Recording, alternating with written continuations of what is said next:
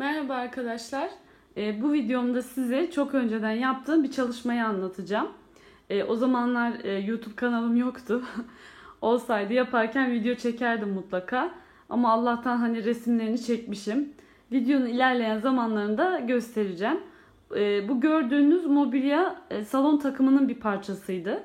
Tam adını bilmiyorum. TV sehpası diyelim. Burada bir kapağı vardı.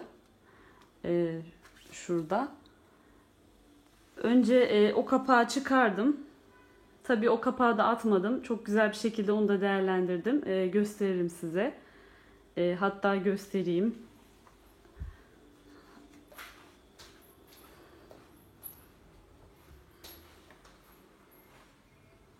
Antremin duvarına bu şekilde bir tablo kolajı yaptım.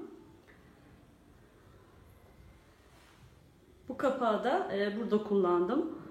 Önce boyadım dantel rengini, içini siyaha.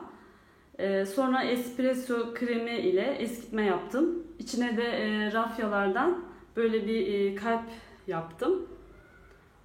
TV sehpasının kapağını da bu şekilde değerlendirdim. Hatta şurada kulpu var, onu bile çıkarmadım. Bu şekilde değerlendirdim. Evet, kapağını çıkardım. Bu mobilyayı da gördüğünüz gibi şömineye dönüştürdüm. Bunu nasıl yaptım? Önce bu mobilyayı Cadence'nin Hybrid Multi Surface boyalarından antik beyaza boyadım. 3 kat. 3 katta kapandı.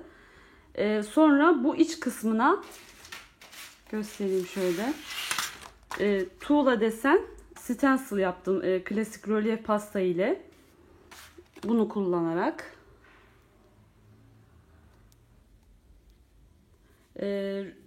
Kuruyunca siyah wax ve göstereyim şöyle.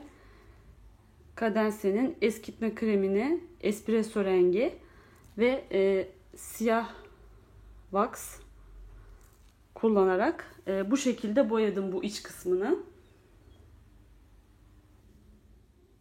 Dış kısmına da sadece espresso eskitme kremi uygulamıştım önce. Sonra hoşuma gitmedi. Daha gerçekçi dursun diye siyah wax da uyguladım dış kısmına.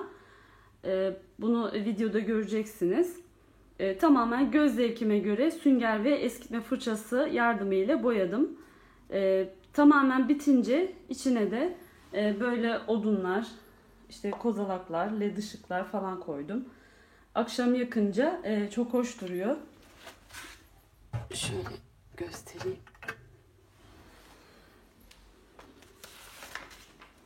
Eğer sizin de böyle bir mobilyanız varsa ya da buna benzer bu şekilde değerlendirebilirsiniz arkadaşlar. Elimden geldiğince size anlatmaya çalıştım. Eğer beğendiyseniz beğene tıklayabilir ve kanalıma abone olabilirsiniz. Hoşça kalın.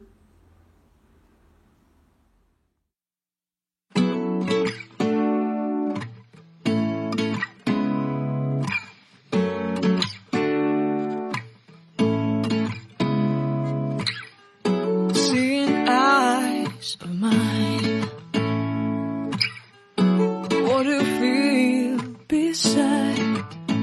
I don't know where we're gonna fly like you did sometimes. Seeing eyes of mine, love, love, love. I wanna be strong, strong. We're doing wrong, wrong, wrong, but I'll try to fix it. Love, love, love, I wanna be strong, strong. We're doing wrong, wrong, wrong, but I'll change it, change it.